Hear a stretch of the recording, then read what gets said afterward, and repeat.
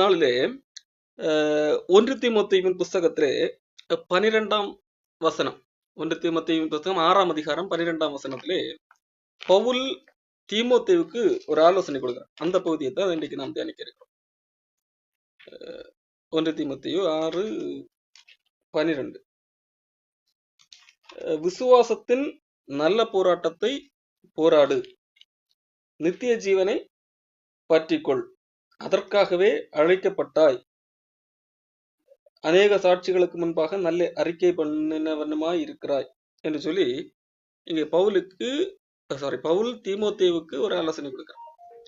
விசுவாசத்தின் நல்ல போராட்டத்தை போராடு. இங்கே ஒரு கிறிஸ்தவ வாழ்க்கை அல்லது கிறிஸ்தவ வாழ்க்கை என்று சொன்னாலும் கிறிஸ்துவத்தை போதிக்கக்கூடிய அந்த சுவிசேஷத்தின் மூலமாக நமக்கு ஏற்பட்ட அந்த விசுவாச வாழ்க்கை என்றாலும் அது ஒரு போராட்டம் மிகுந்த ஒன்றாக நமக்கு வேதாகமத்திலும் பல இடங்களில் எழுதப்பட்டிருக்கிறதை குறித்து சொல்லப்பட்டிருக்கிறது. நாம் சில காரியங்களுக்காக போராட வேண்டும் என்று சொல்லி வேதாகமம் பல இடங்களில் சொல்லுகிறது.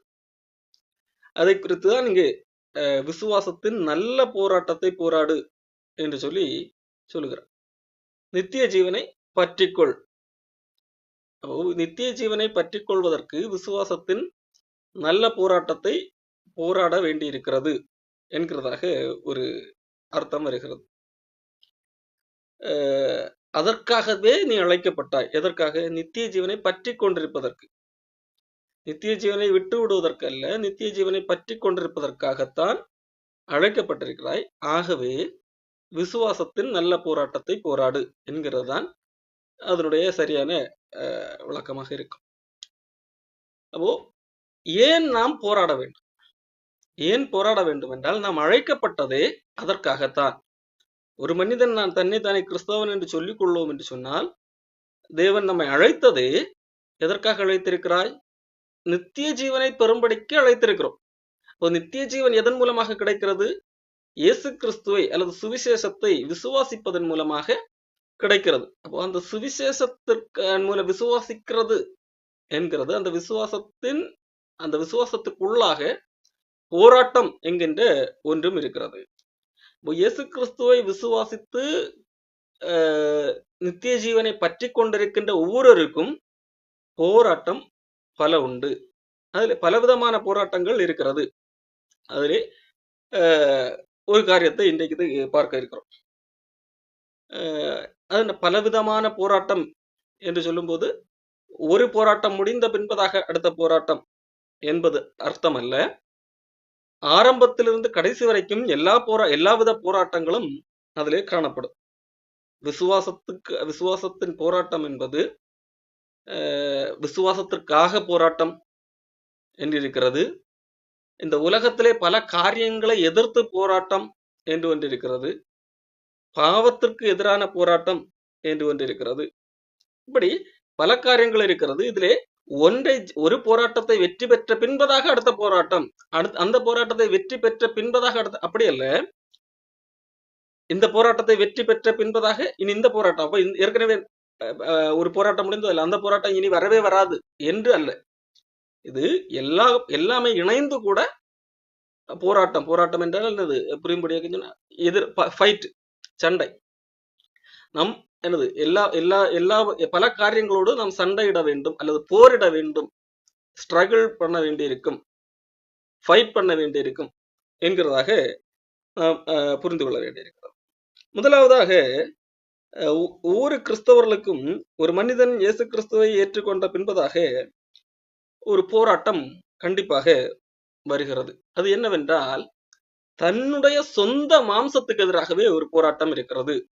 ஒரு மனிதன் எப்பொழுது இயேசு கிறிஸ்துவை ஏற்றுக்கொண்டு விசுவாசியாக அல்லது கிறிஸ்தவனாக மாறுகிறானோ அப்பொழுதே அவன் ஆவிக்குரியவனாக மாறுகிறான்.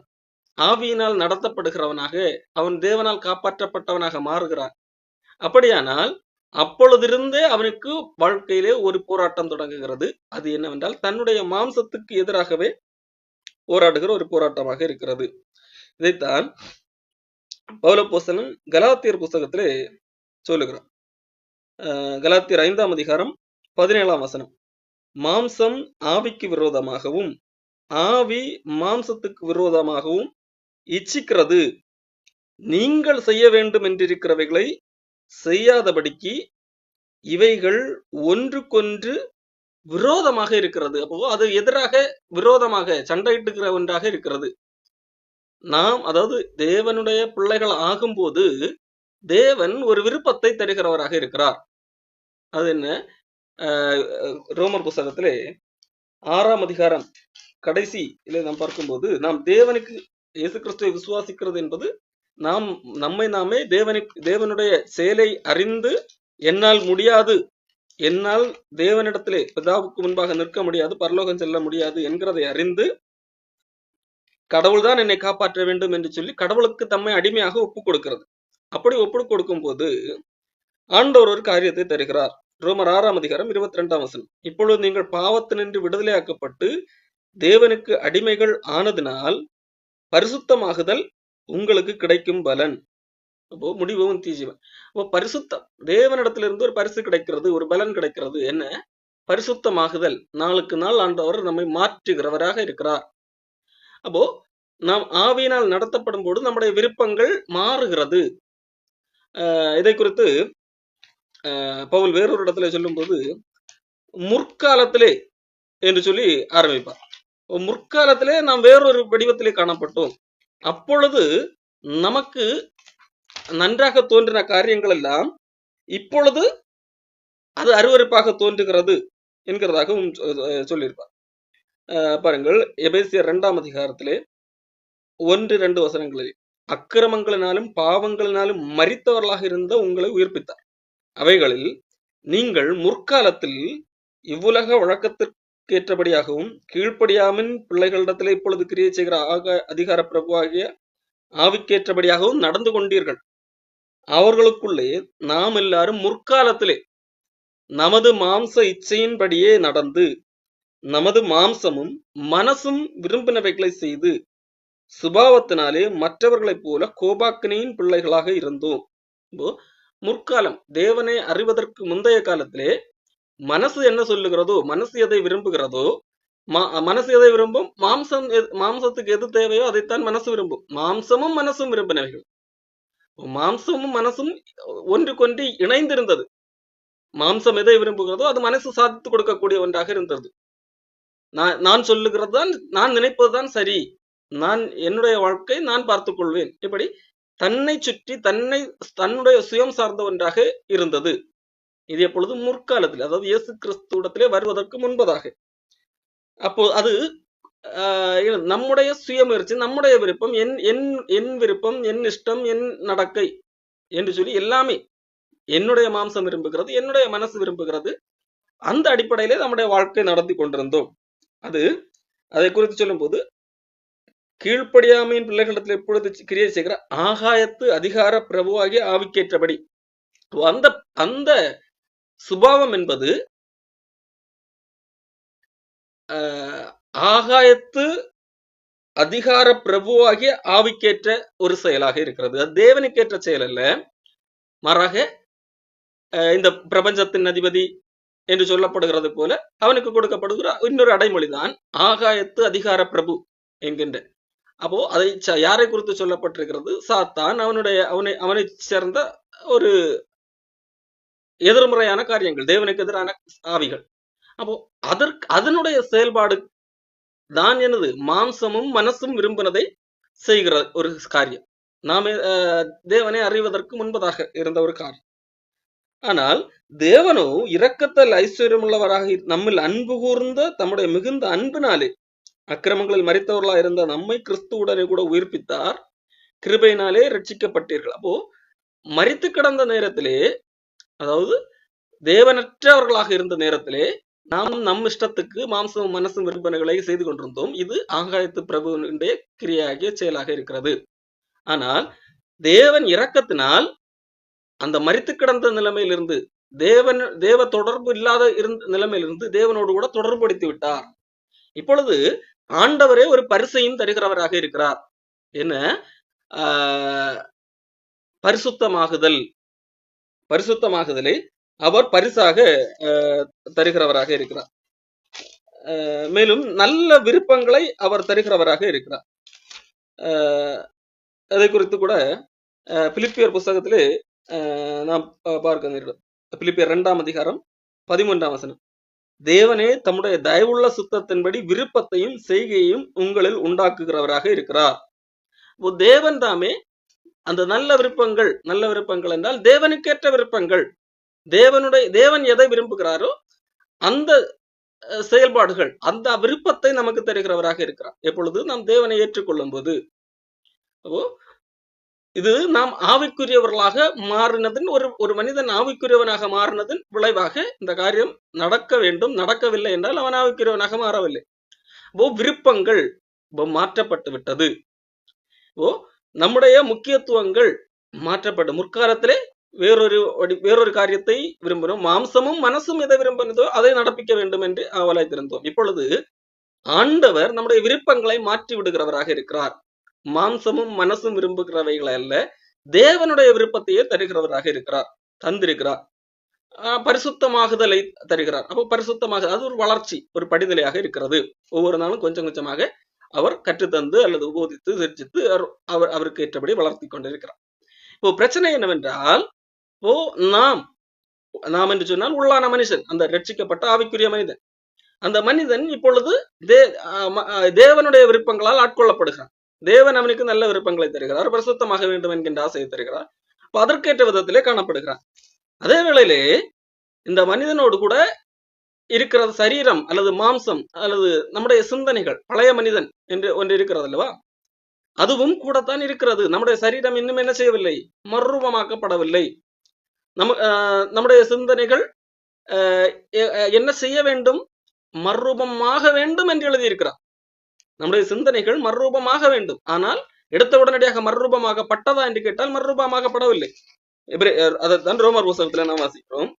ரோமர் 12ஆம் அதிகாரத்திலே பவுல் அப்போஸ்தலன் தெளிவாக சொல்லுகிறார், கடவுள் நமக்காக இவ்வளவு பெரிய காரியங்களை செய்திருக்கிறார், நம்மை மீட்டு இருக்கிறார், நரகத்துக்குரியவர்களாக இருந்த நம்மை நித்தியத்துக்குரியவர்களாக மாற்றி இருக்கிறார்.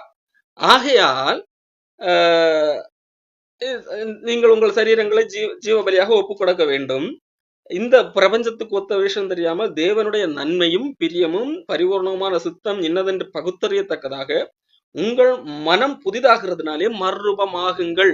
இது யாருக்கு சொல்லப்பட்டது என்றால், ரட்சிக்கப்படாதவர்களுக்கு சொல்லப்பட்டதல்ல, ரட்சிக்கப்பட்டவர்களுக்கு சொல்லப்பட்டது, ஆவிக்குரியவர்களுக்கு சொல்லப்பட்டது.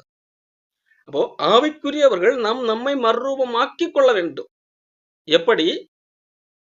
அதற்கு தான் நம்முடைய அந்த ஒரு போராட்டம் இருக்கிறது என்று சொன்னேன் அல்லவா. ஆவிக்குரிய மனிதன், இன்னொரு மாம்ச மனிதன். ஆவிக்குரிய விதத்திலே ஆண்டவர் ஒரு ஆண்டவருக்கு ஏற்ற விருப்பங்களை தந்து விட்டார். ஆனால் பழைய அந்த மாம்சத்துக்குரிய மனிதனும் நம்மோடு கூட இருக்கிறவனாக இருக்கிறார். அப்படி இருக்கும்போது இந்த ஆவிக்குரிய அந்த மாம்சத்துக்குரிய மனிதனுக்கும் இந்த ஆவிக்குரிய உள்ள மனிதனுக்கும் இடையே எதிரான விருப்பங்கள் காணப்படுகிறது. இது எதை விரும்புகிறதோ அதற்கு நேர் ஆப்போசிட்டாக இது விரும்புகிறது. அப்போ இது ரெண்டும் ஒன்றுக்கொன்று விரோதமாக இருக்கிறது. இது சொல்லுகிறது, நான் இந்த விருப்பம் கடவுளால் தரப்பட்ட விருப்பம், இதைத்தான் நிறைவேற்ற வேண்டும் என்று சொல்லுகிறது. அப்போ இது சொல்லுகிறது, இல்லை இல்லை, எனக்கு இப்பொழுது இதுதான் வேண்டும், என்னால் இதை அடக்க முடியவில்லை, இதுதான் வேண்டும். இது ரெண்டும் போராடுகிறதாக இருக்கிறது. இதைத்தான் நான் கலாத்தியர் புஸ்தகத்திலே வாசிக்கிறோம். அப்போ இந்த போராட்டம், அப்போ இதுல இருந்து வெற்றி பெறுவதற்கு இரண்டு விதங்கள்ல செயல்பட முடியும். நாம் இந்த விருப்பத்திற்கு முக்கியத்துவம் கொடுத்து இதை மொத்தத்தில் அழிக்க முடியும். இல்லை, இது இப்பொழுது வேண்டாம், இதுதான் என்று சொல்லி இதை தேர்ந்தெடுக்கவும் முடியும். அப்போ அது நாம் எதை தோற்கடிக்கிறோம், இந்த விருப்பத்தை தோற்கடிக்கிறோமா, இந்த விருப்பத்தை தோற்கடிக்கிறோமா என்கிறது நம்முடைய கைகளில் இருக்கிறது. அப்போ பவுல் இங்கே சொல்லும் போது என்ன சொல்லுகிறார், நீங்கள் மறுரூபமாக வேண்டும், உங்கள் மனதை திருப்ப வேண்டும். நீங்கள் மனம் திரும்புவதனாலே அல்லது மனம் புதிதாகிறதுனாலே மனதை புதிதாக்கி கொண்டே இருக்க வேண்டும். எப்படி? இந்த பக்கம் ஆண்டவர் ஒரு விருப்பங்களை கொடுத்திருக்கிறார் அல்லவா, அந்த விருப்பங்களை பிராக்டிஸ் பண்ணி நம்முடைய மனதை புதிதாக்கி கொண்டே இருக்க வேண்டும். இல்லை என்று சொன்னால் மனதுக்கு என்னது, அந்த மாம்ச எண்ணங்கள் விருப்பத்தை, இதற்கு எதிரான ஒரு விருப்பத்தை கொண்டு வந்து கொண்டே இருக்கும் அல்லவா? இது அதனுடைய விருப்பத்தை, ஆதிக்கத்தை செலுத்த ஆரம்பிக்கும். ஆகவே இந்த உலகத்துக்கு ஒத்த வேஷம் தரிக்காமல் இருக்க, தேவனுடைய நன்மையும் பிரியவுமான சித்தம் என்னதென்று பகுத்தறியத்தக்கதாக, அது எது கடவுளுடைய விருப்பம் எது என்று கண்டுகொள்ளத்தக்கதாக நம்முடைய மனதை புதிதாக்கி கொண்டே இருக்க வேண்டும். அப்போ மனம் புதிதாக வேண்டும் என்று சொன்னால், கடவுளுடைய விருப்பம் தந்திருக்கிறார் அல்லவா பரிசுத்தமாகுதலை, அதை நாம் அதற்கு அதிக முக்கியத்துவம் கொடுத்து பிராக்டிஸ் பண்ணிக்கொண்டே இருக்க வேண்டும். இங்கே அதைத்தான் கலாத்தியர் புத்தகத்திலும் அதைத்தான் சொல்லுகிறார். கலாத்தியர்லே 5ஆம் அதிகாரத்திலே 7ஆம் வசனம், இவைகள் ஒன்றுக்கொன்று விரோதமாக இருக்கிறது. அப்போ இதுவும் பயங்கர ஒரு போட்டியாக இருக்கிறது. இது சொல்லுகிறது என்னது? ஒருவேளை மாம்சம் சொல்லுகிறது ஒரு வித்தியாசமான ஒரு பொருளை காணும்போது பழையது போல ஒரு ஆசை வரும். அங்க எல்லாம் இருக்கு, நமக்கு எனக்கிட்டையும் இருந்தாக வேண்டும் என்று சொல்லி ஆசையை தூண்டுகின்ற ஒன்றாக இருக்கிறது. ஏதோ ஒரு காரியம், தவறான காரியம் என்றெல்லாம் யோசிக்காது. இது வேண்டும், இது உலகத்துல யாரும் செய்யாததா, எல்லா இருக்கிறது நமக்கு வேண்டும் என்று சொல்லி. இப்போ இது சொல்லுகிறது, ஆவிக்குரிய காரியம் சொல்லுகிறது, இது பொழுது தேவையற்ற ஒரு செயல், வீண் செலவு. அப்போ இதை செய்யக்கூடாது என்று சொல்லி இது இந்த மாம்சம் எதை விரும்புகிறதோ அதற்கு எதிரான ஒரு விருப்பத்தை இது கொண்டிருக்கிறது. இப்பொழுது இதுக்கு இரண்டுக்கும் இடையே போட்டி. இந்த போட்டி எதுக்குள்ளே நடக்கும்? நம்முடைய மனதுக்குள்ளே தான் நடக்கும். நாம் கடைசியில எதை வெற்றி பெற வைக்கிறோம், எந்த டிசிஷன் எடுக்கிறோம்? டிசிஷன் நாம் தான் எடுக்கிறோம், வெளியிலிருந்து ஒருத்தன் வந்து எடுக்கவில்லை. இந்த போராட்டம் நடந்து கொண்டுதான் இருக்கிறது. ஆனால் டிசிஷன் எடுக்கும் போது எந்த அடிப்படையில நான் டிசிஷன் எடுக்கிறோம்?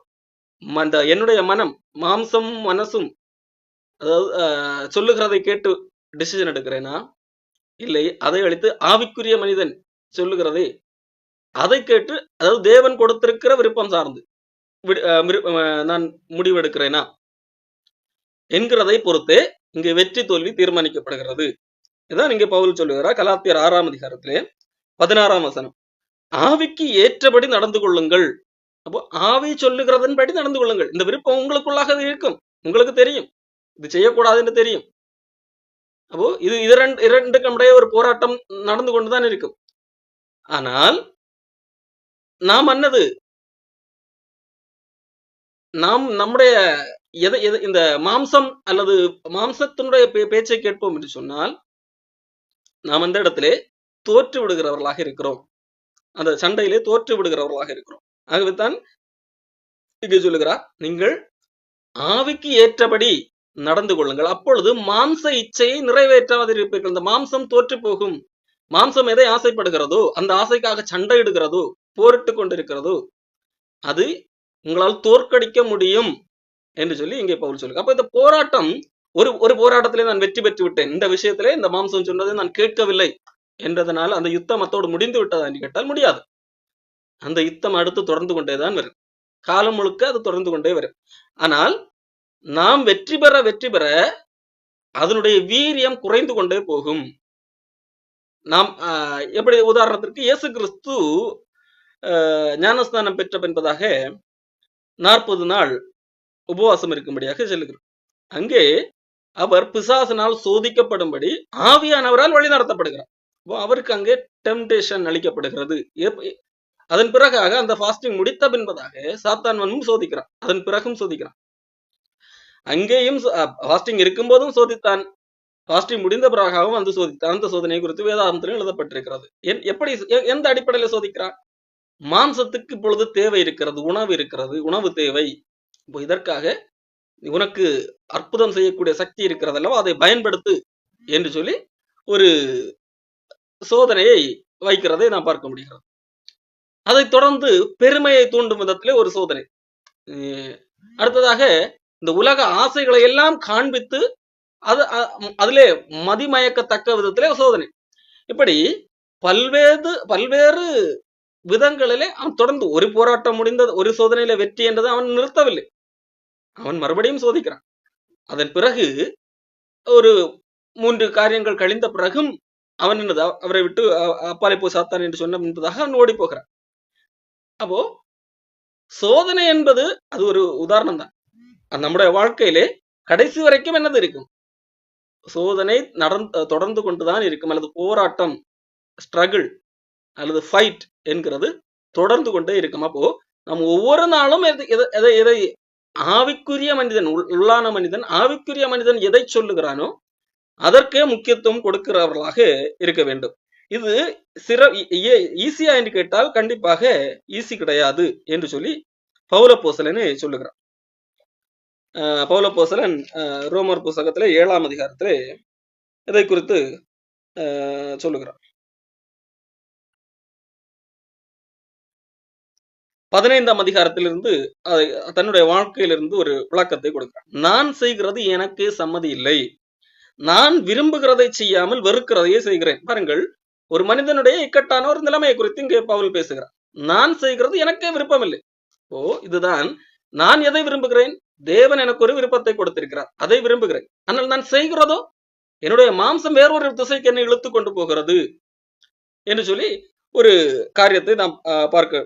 இப்படி நான் விரும்பாததை செய்கிறவனாக இருக்க, நான் எதை விரும்புகிறேன்? நான் விரும்புகிறதை செய்யவில்லை, விரும்பாததை செய்கிறவனாக இருக்க நியாயப்பிரமாணம் நல்லது என்று ஒத்துக்கொள்ளுகிறேனே, அதே வேளையிலே கடவுளுடைய வார்த்தைகள் நல்லது என்று ஒத்துக்கொள்ளுகிறேன். அப்போ கடவுளுடைய சட்டத்திட்டம் என்று நல்லது என்று ஒத்துக்கொள்ளு, எனக்கு தெரிகிறது இதுதான் நல்லது என்று சொல்லி நான் பாவம் செய்வதை என்ன செய்யவில்லை, நியாயப்படுத்தவில்லை. அதே வேளையிலே நான் விரும்பாதது ஒன்றை செய்து கொண்டிருக்கிறேன். அது எப்படி எனில், என்னிடத்தில், அதாவது என்னுடைய மாம்சத்தில் நன்மை வாசமாய் இருக்கிறது இல்லை என்று நான் அறிந்திருக்கிறேன். அப்போ என்னுடைய மாம்சத்தில், பாருங்கள், மாம்சத்துக்குள்ளே நன்மை வாசமாக இருக்கவில்லை. காரணம், இது கிட்டத்தட்ட 6000 வருடங்களாக பாவத்தின் பின்விளைவுகளால் உருவாக்கப்பட்ட அந்த மரபுகள் கடத்தப்பட்ட சரீரத்திலே தான் வாழ்ந்து கொண்டிருக்கிறோம். சரீரம் இன்னும் மறுரூபமாக்கப்படவில்லை. சரீரத்தின் எண்ணங்கள், சரீரத்தினுடைய தேவைகள், சரீரத்தினுடைய ஆசைகள் இன்னும் என்னது, மாற்றி அமைக்கப்படவில்லை. ஆதாம் பாவம் செய்வதற்கு முன்பதாக அந்த சரீரத்துக்கு என்று ஒரு இயல்பு இருந்தது அல்லவா? அந்த இயல்பு மறுபடி திரும்ப கிடைக்கவில்லை. அது இயேசு கிறிஸ்து இந்த பூமிக்கு வரும்போது திரும்ப மறுரூபமாக்கப்பட்ட சரீரத்தை அவர் எப்படி இருக்கிறாரோ அந்த வித காரியத்தை தருவேன் என்று சொல்லி இருக்கிறார். அதே வேளையில இப்பொழுது நாம் பூமியில இருக்கும்போது நம்முடைய உள்ளான மனிதனை ஆண்டவர் மாற்றி கொடுத்திருக்கிறார். மரித்து கிடந்த ஆவிக்குரிய மனிதன், இல்லாமல் இருந்த அந்த மனிதனை உருவாக்கி கொடுத்திருக்கிறார் புதிய மனிதனாக. ஆனால் இந்த சரீரம் என்ன செய்யவில்லை, மாற்றி அமைக்கப்படவில்லை. என்னிடத்தில், அதாவது என் மாம்சத்தில் நன்மை வாசமாய் இருக்கிறதில்லை என்றுதான் அறிந்திருக்கிறேன். நன்மை செய்ய வேண்டும் என்கின்ற விருப்பம் என்னிடத்தில் இருக்கிறது, ஆனால் நன்மை செய்வதோ என்னிடத்தில் இல்லை. ஆதலால் நான் விரும்புகிற நன்மையை செய்யாமல் விரும்பாத தீமையே செய்கிறேன். அந்தபடி நான் விரும்பாததை நான் செய்தால் நான் அல்ல, எனக்குள் வாசமா இருக்கிற பாவமே அப்படி செய்கிறது. நான் விரும்பாத ஒரு காரியத்தை நான் செய்கிறேன், அது தவறு என்று தெரியும், அது செய்வதற்கு எனக்கு விருப்பம் இல்லை, ஆனாலும் நான் போய் அதை செய்கிறேன் என்று சொன்னால் அதற்கு காரணம் என்ன? எனக்குள் வாசமாக, எனக்குள் என்றால் இந்த சரீரத்துக்குள் பாவம் இருக்கிறது, பாவ சரீரம். அந்த பாவம் தான் என்னை இப்படி செய்ய வைக்கிறது. எனக்கு அதிலே உடன்பாடு கிடையாது, ஆனாலும் நான் என்ன செய்கிறேன். ஆனபடியால் நன்மை செய்ய வேண்டும் என்று விரும்புகிற என்னிடத்தில் தீமை உண்டு என்கிற ஒரு பிரமாணத்தை காண்கிறேன். அப்போ நன்மை செய்ய வேண்டும் என்கின்ற விருப்பமுள்ள என்னிடத்திலே தீமை உண்டு என்கின்ற ஒரு பிரமாணம் இருக்கிறது. உள்ளான மனுஷனுக்கு ஏற்றபடி தேவனுடைய நியாயப்பிரமாணத்தின் மேல் பிரியமாக இருக்கிறான். உள்ளான மனிதன்படி தேவனுடைய வார்த்தையை நிறைவேற்ற வேண்டும், தேவனுடைய கட்டளைகளை பூர்த்தி செய்ய வேண்டும் என்று பிரியமாக இருக்கிறது. அது உள்ளான மனிதன். ஆனால் என் மனதின் பிரமாணத்துக்கு விரோதமாக போராடுகிற வேறொரு பிரமாணத்தை என் அவயவங்களில் இருக்க காண்கிறேன். உள்ளான மனிதன், ஆவிக்குரிய மனிதன் எப்படி தேவனை பிரியப்படுத்த வேண்டும் என்று நினைக்கிறான், தேவனுடைய சட்டத்திட்டங்களை நடப்பிக்க வேண்டும் என்று நினைக்கிறான். ஆனால் அதற்கு விரோதமாக போராடுகிற வேறொரு பிரமாணம் என்னுடைய அவயவங்களிலே காணப்படுகிறது. கை வேறொன்றை செய்ய விரும்புகிறது, கண் வேறொன்றை பார்க்க விரும்புகிறது, கால் வேறொரு வழியிலே போக நினைக்கிறது. இப்படி வேறொரு விதங்களிலே சிந்திக்க தூண்டுகிறது. அப்போ இது வேறொரு பிரமாணம். என்னிடத்துல இருக்கிற அந்த நல்ல விஷயங்களை அதற்கு எதிராக என்னிடத்துல செயல்படக்கூடிய ஒன்றாக இருக்கிறது. அது பாவ பிரமாணத்துக்கு என்னை சிறையாக்கி கொள்ளுகிறது. நிர்பந்தமான மனுஷன் தான். இது மனிதனுடைய நிலைமை. இப்போ நிர்பந்தமான மனிதன், இது பவுல் என்று சொல்லும்போது பவுல் மட்டுமல்ல, ஒட்டுமொத்த மனுக்குலத்தின் சார்பாக பவுல் இங்க பேசுகிறார். மனிதன் என்கிறவன் ஒரு நிர்பந்தமான மனுஷன். இந்த மரண சரீரத்தினின்று யார் என்னை விடுதலை ஆக்குவார்? அப்போ இது மரண சரீரம், இதிலிருந்து ஒரு விடுதலை தேவை. யார் என்ன விடுதலை ஆக்குவார்? பாருங்கள், ஒரு மனிதன் இருக்கிறான். அந்த மனிதனுடைய ஏக்கம் இப்படித்தான் இருக்கும். ரட்சிக்கப்பட்ட ஒரு மனிதனுடைய ஏக்கம் இப்படித்தான் இருக்கும். ஒரு போராட்டம் இருக்கிறது. நான் ஒரு காரியத்தை செய்ய வேண்டும் என்று விரும்புகிறேன். ஆனால் இந்த மாம்சம் என்னிடத்திலே காணப்படுகிற வேறொரு பிரமாணம் என்னை வேறொரு திசைக்கு அழைத்து சென்று இருக்கிறது. இப்போ நான் ஒரு நிர்பந்தமான மனிதனாக காணப்படுகிறேன். அப்போ ஒரு மனிதனுக்குள்ளாகவே ஒரு போராட்டம் நடந்து கொண்டிருக்கிறது. அப்போ இதிலிருந்து என்னை காப்பாற்றுவது யார்? யார் என்னை விடுதலை ஆக்குவார் என்று சொல்லி போது அவர் அதற்கான பதிலை சொல்லுகிறார். நம்முடைய கர்த்தராகிய இயேசு கிறிஸ்துவின் மூலமாய் தேவனை ஸ்தோத்தரிக்கிறேன். ஆதலால் நானே என் மனதினாலே தேவனுடைய நியாய பிரமாணத்திற்கும் மாம்சத்தினாலேயோ பாவ பிரமாணத்திற்கும் ஊழியம் செய்கிறேன் என்று சொல்லி அங்கே பவுல் முடிக்கிறார். பவுல் என்க என்ன சொல்லுகிறார்? நான் இயேசு கிறிஸ்து என்னை விடுதலாக்கி இருக்கிறார். அப்போ இந்த பாவம் என்னை என்ன செய்யாது, நீ அடிமைப்படுத்தாது. பாவம் என்னை என்ன மேற்கொள்ளாது. கிருபைக்கு கீழ்பட்டிருக்கிறபடியால் பாவம் எனக்கு என்னது தண்டனை வாங்கி தராது. அதிலிருந்து ஆண்டவர் விடுவித்திருக்கிறார். இப்பொழுது எனக்குள்ளாக ஒரு போராட்டம் இருக்கிறது. என்னுடைய மனதினாலே நான் கிறிஸ்துவுக்கு, நான் தேவனுடைய நியாய பிரமாணத்திற்கும், அதே வேளையிலே மாம்சத்தினாலேயோ, இந்த மாம்சம் எதற்கு ஊழியம் செய்கிறது? பாவத்திற்கு ஊழியம் செய்யக்கூடிய ஒன்றாக இருக்கிறது. இதுதான் ஒரு மனிதனுடைய நிலைமையாக இருக்கிறது. அப்போ இதுல இந்த பாவத்துக்கு ஊழியம் செய்ய வேண்டும் என்று இந்த சரீரம் மாம்சம் இருக்கிறது. ஆனால் நான் ரட்சிக்கப்பட்ட நான் தேவனுக்கு ஊழியம் செய்ய வேண்டும் என்று இருக்கிறேன். அதாவது தேவனுடைய விருப்பத்தை நிறைவேற்ற வேண்டும் என்று இருக்கிறேன். அப்போ இது போராட்டம் இருக்கிறது. இது ஒரு நிர்பந்தமான மனிதனுடைய நிலைமை. இப்போ இங்கே மாம்ச சிந்தையை, மாம்சத்தினுடைய அந்த செயல்படை எப்படி ஒழிப்பது? இதுதான் நிலைமை. மனிதனுடைய நிர்பந்தமான மனுஷனுடைய நிலைமை இதுதான்.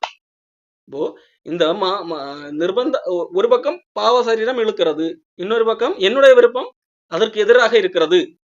அப்போ நான் எப்படி என்ன செய்ய வேண்டும்? நாம் ஒன்றை புரிந்து கொள்ள வேண்டும். கிறிஸ்து இயேசுவுக்கு உட்பட்டவர்களாக இருந்து மாம்சத்தின்படி நடவாமல் ஆவியின்படி நடக்கிறவர்களுக்கு தண்டனை தீர்ப்பு இல்லை என்கிறதை நான் புரிந்து கொள்ள வேண்டும். நாம் தேவனால் காப்பாற்றப்பட்டவர்கள், நாம் கிறிஸ்துவுக்கு உட்பட்டவர்கள் என்கிறதை நாம் புரிந்து கொள்ள வேண்டும். நமக்கு தண்டனை தீர்ப்பு இல்லை என்கிறதை புரிந்து கொள்ள வேண்டும். அப்படி இருக்கும்போது நான் கடவுள் என்னை விடுவித்திருக்கிறார், நான் இனி இந்த மாம்சத்துக்கு கீழ்ப்படிய வேண்டியது இல்லை என்று சொல்லி நமக்கு நாமே என்னது உத்வேகத்தை கொடுத்து அந்த சரீர விரும்புகிற அந்த காரியத்துக்கு செவி கொடுக்காமல் இருக்க வேண்டும். இதை பவுலப்போஸ்தலன் வேறொரு இடத்துல சொல்லும் போது என்ன சொல்லுகிறார்? கடினப்பட்டு ஒரு காரியத்தை செய்கிற ஒரு காரியத்தை ஒப்பு கொடுக்க சொல்லுகிறார்.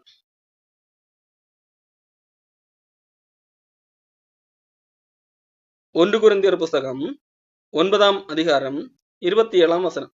இப்போ பவுல் எல்லா மக்களுக்கும் நல்ல போதனைகளை கொடுக்கிறார். அப்போ கிறிஸ்தவர்களாக இருந்தால் தேவனை பிரியப்படுத்தும்படி எப்படியெல்லாம் வாழ வேண்டும் என்று சொல்லி இப்படி போதிக்கிற பவுலே மற்றவர்களுக்கு பயனற்றவர்களாக போகாதபடிக்கு நான் என்ன செய்கிறேன் என்று சொல்லுகிறார் என்றால் 1 கொரிந்தியர் 9ஆம் அதிகாரம் 27ஆம் வசனம், என் சரீரத்தை ஒடுக்கி கீழ்ப்படுத்துகிறேன். அப்போ சரீரத்தை ஒடுக்கி கீழ்ப்படுத்த வேண்டும். அப்போ வேறு வழி கிடையாது. காரணம், நான் நிர்பந்தமான மனிதன். இந்த மாம்சம் பாவத்துக்கும் நம்முடைய விருப்பம் தேவனுக்கும் ஊழியம் செய்வதுதான். அப்போ எப்படி வெற்றி பெறுவது என்றால் நம்முடைய சரீரத்தை நாமே ஒடுக்கிதான் கீழ்ப்படுத்த வேண்டும். அதை கண்ட்ரோல் பண்ணி, அதுக்கு இன்னொரு வார்த்தையில இச்சை அடக்கம், இந்த மாம்சத்தின் இச்சைகளை அடக்குவது, அடக்கி ஆள்வது, அப்படி அடக்கித்தான் கீழ்ப்படுத்த வேண்டும். பவுல் அதைத்தான் சொல்லுகிறேன். நான் தானே ஆகாத பயனற்றவனாக போகாதபடிக்கு. காரணம், நான் சரீரத்தை ஒடுக்கவில்லை என்று சொன்னால், ஒடுக்கி கட்டுப்படுத்தவில்லை என்று சொன்னால் நான் ஒருவேளை பயனற்றவனாக போக முடியும். நான் மற்றவர்களுக்கு பிரசங்கம் பண்ணுகிறேன், நானே என்னுடைய சரீரத்தை கட்டுப்படுத்தவில்லை என்றால் அவர்கள் எப்படி என்னுடைய பிரசங்கத்தை கேட்பார்கள்? அல்லது அவர்கள் எப்படி அதன் மூலமாக அதை விசுவாசிப்பார்கள்? ஆகவே நான் கட்டுப்படுத்துகிறேன், நான் அடக்கி ஆளுகிறேன், நான் சிறைப்படுத்திக் கொள்கிறேன் என்னுடைய சரீரத்தை என்று சொல்லி சொல்லுகிறேன். அப்போ முதலாவது நாம் ஒரு காரியத்தை புரிந்து கொள்ள வேண்டும். நாம் மனிதர்களாக இருக்கிறபடியால் இந்த போராட்டம் என்பது சாகிற வரைக்கும் இருக்கத்தான் செய்யும். மாம்சத்துக்கும் உள்ளான மனிதனுக்கும், அதாவது உள்ளான மனிதன் தேவனுடைய விருப்பத்தை நிறைவேற்றும் என்கின்ற காரியத்திற்காக இருக்கும். தேவன் அந்த விருப்பத்தை தருகிறவராக இருக்கிறார். தேவனிலே நாம் பாவ சரீரம் வேறொரு காரியத்தை, இந்த உலகம் சார்ந்த காரியங்கள், இந்த ஆகாயத்து அதிகார பிரபுவாகிய அவனுடைய காரியங்களுக்கு நேராக, தேவனுக்கு எதிரான காரியங்கள் அதற்கு நேராக நம்ம இழுக்கக்கூடியதாக இருக்கும். அப்போ எப்படி கட்டுப்படுத்துவது? நம்மை நாமே தான் அடக்கி கட்டுப்படுத்த வேண்டும். ஆவியினால் ஆவிக்கேற்றபடி நடந்து கொள்ள வேண்டும். இந்த உள்ளான மனுஷன் சொல்லுகிறதை தான் கேட்க வேண்டும். இதை நான் கேட்க கூடாது, இதை அடக்கித்தான் ஆக வேண்டும் என்று சொல்லி அடக்கி கட்டுப்படுத்த வேண்டும். இந்த வழிமுறையில் தான் நாம் என்ன செய்ய வேண்டும்? நாம் மாம்ச எண்ணங்களை ஒழிக்க முடியும். இதற்கு தேவன் உதவி செய்கிறவராக இருக்கிறார். பவுல் சொன்னது போல, என்னை பலப்படுத்துகிற கிறிஸ்துவனாலே எல்லாவற்றையும் செய்ய பலன் உண்டு. அப்போ இது முடியாத ஒரு காரியம் அல்ல. ஒன்றை புரிந்து கொள்ள வேண்டும். கடினமான காரியம்தான், இது ஒரு போராட்டம் தான், இது ஒரு யுத்தம் தான், அல்லது ஒரு சண்டை தான், விரோதம் தான். ஆனால் முடியாதது அல்ல. பவுல் என்கிறவர் சாதாரண ஒரு மனிதர் தான். அவர் என்ன செய்கிறார்? அடக்குகிறார், சரீரத்தை அடக்கி கட்டுப்படுத்துகிறார். அதை போல முடிகின்ற காரியம்தான். அப்போ நாம் ஒன்றை புரிந்து கொள்ள வேண்டும், முடியாது என்று நினைக்க கூடாது. முடியும். முடியாத ஒரு காரியத்தை கடவுள் நம்மிடத்திலே எதிர்பார்க்கவில்லை. அப்போ நம்மால் முடியும். நாம் பல வேளையிலே ஒன்று ரெண்டு வாட்டி என்னது ட்ரை பண்ணி என்னது இதன் பிறகு என்னால் முடியவே முடியாது, இதுல எல்லாம் வெற்றி பெற முடியாது என்று நினைக்க கூடாது. தொடர்ந்து முயற்சி செய்து கொண்டே இருக்க வேண்டும், தொடர்ந்து போரிட்டு கொண்டே இருக்க வேண்டும். ஒரு கதை சொல்வார்கள் வரலாற்றிலே. ஏதோ ஒரு இஸ்லாமிய நாட்டு மன்னன், இந்தியாவிலே படம் முகமது கஜினியா என்று நினைக்கிறேன், ஏதோ படம் எடுத்து வந்தாராம். 17 முறை என்னமோ தோல்வி அடைந்தாராம். ஆனாலும் தொடர்ந்து மறுபடியும் என்னது தோற்று போனாலும் நான் விடமாட்டேன் என்று சொல்லி தொடர்ந்து மறுபடியும் வந்து கொண்டே இருந்தாராம். கடைசியில வெற்றி பெற்றாராம். அப்படி ஒருவேளை நாம் போராடும் போது இல்லை தோற்று போனாலும் அடுத்த முறை என்னது அதான் என்னால முடியாது என்று சொல்லி ஒதுங்கி போகாமல் தொடர்ந்து போரிட்டு கொண்டே இருக்க வேண்டும். எதற்கு எதிராக? நமக்கு எதிராகவே, நமக்கு என்றால் நம்முடைய மாம்ச சிந்தைக்கு எதிராக போரிட்டு அதை அடக்குகிறவர்களாக இருக்க வேண்டும். அப்போ நம்மால் முடியும். ஆண்டவர் நம்மை குறித்து நம்மை வெற்றி பெற்றவர்களாக பார்க்கிறான். அப்போ நான் ஏற்கனவே வெற்றி பெற்றவன், கடவுள் என்னை வெற்றி சிறக்க பண்ணுகிறவராக இருக்கிறார், தேவனுடைய வெற்றி கூட்டணியிலே நான் இருக்கிறேன். ஆகவே நான் வெற்றி பெற முடியும், தேவன் என்னை வெற்றி பெற வைப்பார் என்கின்ற அந்த நம்பிக்கையோடு என்னது நாம் பயணித்தால், நாம் அடக்கினால் நம்மால் முடியும். ஆண்டவர் நம்மை ராஜாக்களாகவும் ஆசாரியர்களாகவும் மாற்றுகிறார். நாம் ரட்சிக்கப்படும் போது ஆண்டவர் பல்வேறு விதமான காரியங்களை நமக்கு செய்கிறார், பொறுப்புகளை தருகிறார் அல்லவா? அதுல ஒரு சொல்லும் போதுதான் நம்மை ராஜாக்களாகவும் ஆசாரியர்களாகவும் கூட மாற்றி இருக்கிறார் என்று சொல்லி வெளிப்படுத்தின விசேஷத்திலும் சொல்லப்பட்டிருக்கிறது. பேதுருவும் அதை சொல்லுகிறார். வெளிப்படுத்தின விசேஷத்திலே 1ஆம் அதிகாரம் 6ஆம் வசனத்திலே, நம்மிடத்தில் அன்பு கூர்ந்து நமது இரத்தத்தினாலே நம்முடைய பாவங்களற நம்மை கழுவி தம்முடைய பிதாவாகிய தேவனுக்கு முன்பாக நம்மை ராஜாக்களாகவும் ஆசாரியர்களுமான ஆக்கின அவருக்கு மகிமையும் வல்லமையும் என்றென்றைக்கும் உண்டாரு. அப்ப நம்மை கடவுள் எப்படி பார்க்கிறார்? ராஜாவாக, அவருக்கு முன்பதாகவே, பிதாவாகிய தேவனுக்கு முன்பதாகவே நம்மை ராஜாக்களாக வைத்திருக்கிறார். ஆண்டவர் இந்த பூமியை படைத்த போது மனிதனை படைத்தார். மனிதனை என்ன சொன்னார்? ராஜாவாகத்தான் வைத்திருந்தார், ராஜாவாகத்தான் பொறுப்பு கொடுத்திருந்தார். நீங்கள் ஆளுகை செய்யுங்கள். அதாவது ஒரு மனிதன் இன்னொரு மனிதனே அல்ல, மனிதன் ஒட்டுமொத்த உலகத்தையும் ஆளுகை செய்ய வேண்டும் என்கிறதான் கடவுள் கொடுத்திருந்தார். அப்போ நம்மை ராஜாவாக வைத்திருக்கிறார். அப்போ நாம் ஆளுகை செய்கிறவர்களாக இருக்க வேண்டும். எதை? நம்மை நாமே ஆளுகை செய்கிறவர்களாக இருக்க வேண்டும். அது எப்படி? இயேசு கிறிஸ்துவைத்தான் சொன்னார், நமக்கு எதெல்லாம் பிரச்சனை கொண்டு வருகிறதோ, அதாவது நம்ம அதை கஷ்டப்பட்டுதான் அடக்க வேண்டும் என்று சொன்னேன் அல்லவா? அப்படி கஷ்டப்பட்டு அடக்குவதற்கு இயேசு கிறிஸ்து ஒரு காரியத்தை சொல்லு. உனக்கு ஒரு கண் இடரல் உண்டாக்குகிறதா, அதை பிடுங்கி எறிந்து போடு. கை இடரல் உண்டாக்குகிறதா, அதை வெட்டி தரித்து போடு. கால் இடரல் உண்டாக்குறதா அதை தரித்து போடு என்று சொல்லி அங்கே ஆண்டவர் சொல்லுகிறார்கள். அப்போ இடரல் எப்படி உண்டாகுகிறது, என்னுடைய வாழ்க்கையிலே இந்த போராட்டத்திலே நான் தோற்றதற்கு காரணம் என்ன என்று சொல்லி நாம் சிந்தித்தாலே அடுத்த முறை வெற்றி பெறுவதற்கான அந்த வாய்ப்பு, அந்த தடங்கள், நான் தோற்று போனதற்கான ஏதுவாக இருந்த காரணம் எனக்கு கண்ணில் படும்.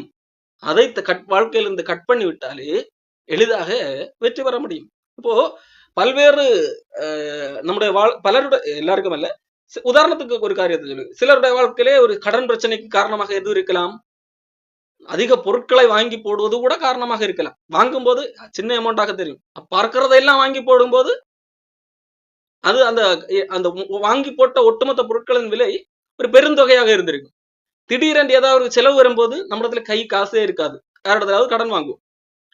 ஆனால் நாம் தேவையில்லாமல் வாங்கி போட்டிருந்த அந்த பொருட்களை ஒட்டுமொத்த மதிப்பெண் கூட்டி பார்த்தால் அந்த நேரத்தில் தேவைப்படுவதற்கு மிஞ்சிய அமௌண்டை அதிலே நாம் செலவு பண்ணி இருக்கிறதாக வாய்ப்பு உண்டு. அது ஒரு உதாரணம். இதே போல பல்வேறு காரணங்கள் இருக்கு. இப்போ ஒருவேளை நாம் இப்படி பொருளை வாங்கி போட்டதற்கு காரணம் எதுவாக இருக்கலாம், நாம் உட்கார்ந்து இப்போ நான் என்னது தோற்று விட்டேன், ஒரு விஷயத்துல நான் தோற்று விட்டேன், நான் தேவையற்ற பொருட்களை வாங்கி விட்டேன், என்னுடைய ஆசையினால், கவர்ச்சிகரமாக இருந்ததனால் வாங்கிவிட்டேன். நான் ஒருவேளை உட்கார்ந்து சிந்தித்து பார்த்தால் இப்படி நான் தோற்று போனதற்கு காரணம் என்ன, ஒருவேளை நான் அந்த வீட்டிலே போய் இதை பார்த்தேன், அப்பொழுது எனக்கு ஆசை வந்தது, அதே போல வாங்கணும். இல்லை, நான் இப்பொழுது என்னது மொபைல் எல்லாம் ரீல்ஸ் எல்லாம் வருது, அப்போ அவங்க இதுல ஆசை காட்டினார்கள், இந்த விளம்பரத்தை பார்த்தேன், அதில் இப்படி ஆசை காட்டினார்கள், இப்படி எல்லாம் நான் பார்த்தேன் என்று வைத்துக் கொள்ளுங்கள். இப்போ இதுதான் என்னுடைய பிரச்சனை, நான் தோற்றதற்கு காரணம் இதுதான் என்று சொல்லி ஐடென்டிஃபை பண்ணி கொண்டால் நான் அடுத்த முறை என்ன செய்ய முடியும், அதிலிருந்து தப்பித்துக் கொள்ள முடியும், அதை துண்டித்து போட முடியும். அப்போ நான் இனிமேல் தேவையற்ற விதத்திலே இந்த காட்சிகளை பார்க்க கூடாது அப்போ என்று சொல்லி நம்மை நாமே அனலைஸ் பண்ணுவதன் மூலமாக, நம்மை நாமே சோதித்து பார்ப்பதன் மூலமாக, நம்மை நாமே நிதானிப்பதன் மூலமாக நாம் என்ன செய்ய முடியும், இந்த மாம்சத்தை ஜெயிக்க முடியும். அப்போ இந்த தினத்திலே நம்முடைய கிறிஸ்தவ வாழ்க்கையில் அல்லது விசுவாசத்திலே போராட்டம் உண்டு, அந்த போராட்டத்தை நல்ல விதத்திலே போராட வேண்டும் என்று சொல்லி, காரணம் நமக்கு என்னது, நித்திய ஜீவன் அளிக்கப்பட்டிருக்கிறது, அதற்காகத்தான் நாம் அழைக்கப்பட்டிருக்கிறோம். ஆகையால் நாம் வாழ்க்கையிலே போராட வேண்டியிருக்கிறது. அப்போ அதுல நாம் இன்றைக்கு பார்த்த ஒரு போராட்டம் நமக்கு எதிராகவே உள்ள போராட்டம், நமக்கு எதிராகவே நாம் போராட வேண்டியிருக்கிறது. நமக்கு எதிராக என்று சொன்னால் உள்ளான மனிதன் நம்முடைய மாம்சத்துக்கு எதிராக போராட வேண்டியிருக்கிறது. அந்த போராட்டத்திலே நாம் வெற்றி பெறுவதற்கு நம்மை நாமே அடக்கி ஆள வேண்டுகிறவர்களாக, ஆளுகை செய்கிறவர்களாக நாம் இருக்க வேண்டும். நம்முடைய சரீரத்தை நாம் ஆண்டு, சரீரம் கேட்கிறதெல்லாம் என்னது கொடுக்க கூடாது. சமீபத்திலே ரஜினிகாந்த் நடிகர் ஒரு மேடையில பேசின ஒரு பேச்சு கேட்க இருந்தது. அதாவது நாம் நம்முடைய உடலை தண்டிக்காமல் இருந்தால் ஒரு நாள் நம்முடைய உடல் நம்மை தண்டித்து விடும் என்று சொல்லி ஒரு பேச்சு பேசியிருந்தார். அது உடல் நலன் சார்ந்து அவர் பேசின பேச்சு. அதாவது அவர் என்ன சொன்னவென்றால், நாம் நம்முடைய உடலை தண்டிக்க வேண்டும் என்று சொன்னது, நம்முடைய உடலை தண்டிப்பது என்பது உடலை வருத்துவது, உடலை தண்டிப்பது என்பது உடலை வருத்துவது, உடலை ஃப்ரீயாக எப்பொழுதும் சோம்பேறியாக ஒரு இடத்துல உட்கார்ந்தா உடம்புக்கு சொகுசு கொடுப்பது, அப்படித்தானே? உடம்புக்கு சொகுசு கொடுக்காமல் உடம்பை தண்டிக்க வேண்டும், அதாவது எக்ஸசைஸ் பண்ணுவது, வாக்கிங் போது, இதை குறித்து தான் அங்கே ரஜினிகாந்த் பேசியிருந்தார். உடம்பை நாம் தண்டிக்காமல் இருந்தால், அதாவது உணவு பழக்க வழக்கத்திலே ஆகட்டும், தண்டிக்கிறது, உடம்பு ஆசைப்படுவதெல்லாம் கொடுக்க கூடாது, அதை தண்டிக்க வேண்டும். இப்படி தண்டிக்காமல் நாம் விட்டுவிட்டால் ஒரு காலத்திலே உடம்பு நம்மை தண்டித்து விடும். உடம்புக்கு பல்வேறு விதமான நோய்கள் வரும், ஆரோக்கிய கேடு வரும். இப்படி அவர் பேசியிருந்தார். இதே காரியத்தை நம் கிறிஸ்தவத்துக்கும் எடுத்து பார்ப்போமே. நாம் நம்மை தண்டிக்காமல் இருந்தால், அதாவது நம்மை கட்டுப்படுத்தாமல் இருந்தால் நம்மால் என்னது ஜெயிக்க முடியாது. ஆகவே நாம் நம்முடைய உடலை தண்டிக்க வேண்டும் என்றால் கட்டுப்படுத்த வேண்டும். பவுல் அதைத்தான் சொல்கிறார், என்னுடைய சரீரத்தை நானே அடக்கி ஆளுகிறேன், கீழ்ப்படுத்துகிறேன். அப்போ கீழ்ப்படுத்தி அடக்கி ஆளும் போது நம்மால் வெற்றி பெற முடியும். அப்போ நாம் வெற்றி பெறுவதற்கு, அதாவது நம்முடைய மாம்சத்தை வெற்றி பெறுவதற்கு நாம் ஆவிக்கேற்றபடி, ஆவிக்கேற்றது என்னதென்று தெரிகிறது, நம்முடைய விருப்பங்கள் எதுவென்று தெரிகிறது. இப்போ என்ன பிரச்சனை, வெற்றியா தோல்வியாங்கிறது தான் பிரச்சனை. வெற்றி பெறுவதற்கு நாம அடக்கி ஆள வேண்டும், நம்முடைய சரீரத்தை நம்மை ஆண்டு கொள்ள வேண்டும், நம்முடைய எண்ணங்களை நாம் சிறைப்படுத்தி கீழ்ப்படுத்த வேண்டும். அவை தொடர்ந்து அடுத்த வாரத்திலே வேறு சில போராட்டங்களை குறித்து நமக்கு கிறிஸ்தவர்களுக்கு இருக்கின்ற போராட்டங்கள் என்ன வேறு சில காரியங்கள் கூட பார்ப்போம்.